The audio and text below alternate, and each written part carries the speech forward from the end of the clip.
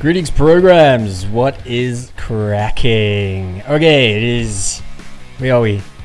Day 3. Day 3 of talking to myself on the internet. Ah, yes. It's happening. Look, my XP bars have gone up. Can you see? 2. I got 4 bars of XP, bro. 4 bars of XP. 3 days, 4 bars. I'll take it.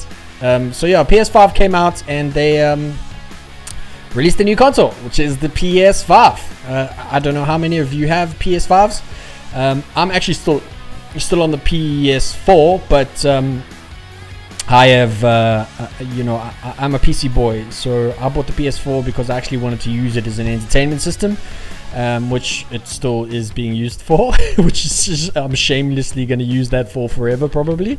But yeah, I've been a PC guy since I was little, very little. All right. Yeah, so sorry, so where were we? PS5. Okay, so they came out with the new console. I checked out the IGN stuff. Technology. Let's compare this to the fidelity mode on PS5, which is only running at 30 frames per second and is therefore much choppier. Sure. This goal of delivering almost fidelity-like graphics and performance. Okay, sure. That's great and all. Like it really is. That's cool. You want 30, you want 60 FPS? Cool. That's fine. That's no problem. But here's the crux of the situation. I'm gonna put on a tinfoil hat here for a second. And we're gonna get to why there's a timer on my screen. I'm gonna do some stuff. But here's my issue. Here's my issue at the moment. Okay, with this console. When we bought PS5 in 2013, it was $399. I mean, I bought PS5 when it was at $400. Right, which is still a hefty price if you think about it. I mean, that's 2013 we're talking about. So 7 years later, we got the PS4, and we're talking about a major upgrade in hardware for this console. Like a major upgrade. I mean, it was pretty huge, and the price tag as well was also very reasonable. It was very reasonable for $499. I mean, $100 increase within 7 years is a decent amount for that big of an upgrade when it comes to a console. Holy crap. Fahim, what's happening? Thanks, dude.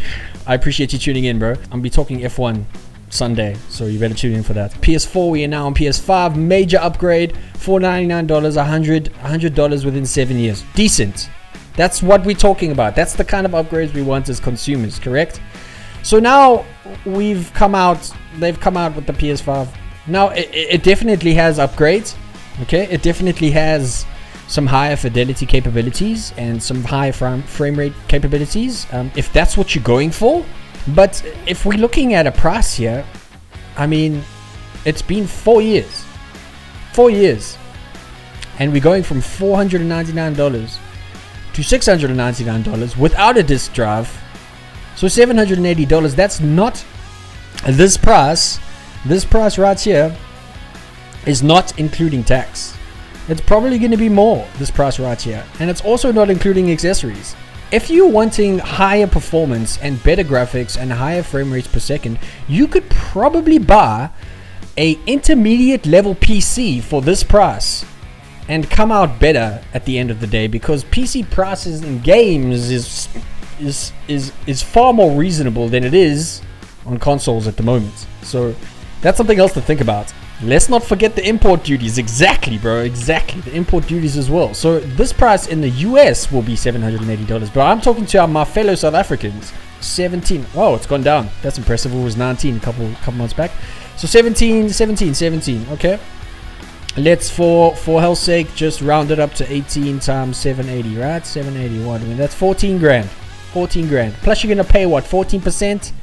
Increased on that, so I reckon 40, 50, 60, probably going to play, I reckon, about 18,000 rand for a machine here. Now that is a lot of money for a console that you've already forked out for, and they are saying a 67% upgrade, but it is more likely like a 45% upgrade, and you're getting a couple extra frames and maybe some high fidelity and some AI integrated system software that's going to increase pixel count.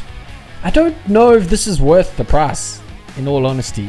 I mean, I have gotten by on this machine and I have not upgraded to the PS5, and I'm still playing games on this, and it's still just as good.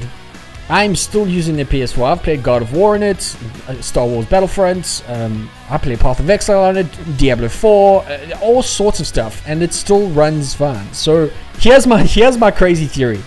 Okay, I'm gonna put on my tinfoil hat here, people, because this is what I am thinking. Okay, Sony came out with Concord. All right, these guys spent 8 years, and $200 million to make this game. And it crashed after 14 days. When I say crashed, as in they are taking the game offline. Okay, within 14 days. I mean, I've seen people. Fruit flies live for 30 days. What was Wukong? Well, and I'm gonna get back to why it's relevant to this. Okay, I'm gonna get back to why it's relevant to this. Wukong. How much did Wukong take to make? $70 million. Not even half of this price, and that game is breaking records. No DLCs, no microtransactions, no cosmetic bullshit, none of it. Okay, none of it was on there. So I don't know how long they have been working on the hardware on this machine. It doesn't seem like very long because the chipset is very similar to the PS5. I don't know if they're trying to recoup losses for Concord, or if they saw that this was going to fail and they deciding now that they want to charge people what is probably going to be over this price. Guaranteed, it'll probably be more than $780 in the US. I reckon it'll probably be more. I mean, some people in Canada are saying it's $900, $980 or something dollars. It's Lance Stroll, forget it's it's the Lance Stroll of gamers. Convenience is the death of a lot of things. So I don't think this is worth the price. I would say skip this console and go to PC, because you could get more bang for buck out of an intermediate PC than you will ever get out of a console. I think this will still last you a very, very long time. Like I say, I've had my PS4 since it came out. The problem is people are still gonna buy this. That's the real issue here. Okay, that's the real issue. Is people are still gonna pay money to do this. You got those whales out there who are just gonna, I want it because it's got 3 straps on the side of the console. Woo! And then, you know, we're back at the same situation we're in. So I really think the failure of Concord, $200 million for the game that crashes in 14 days. The failure of that tied into this. Whoa, I don't know, guys. I don't know.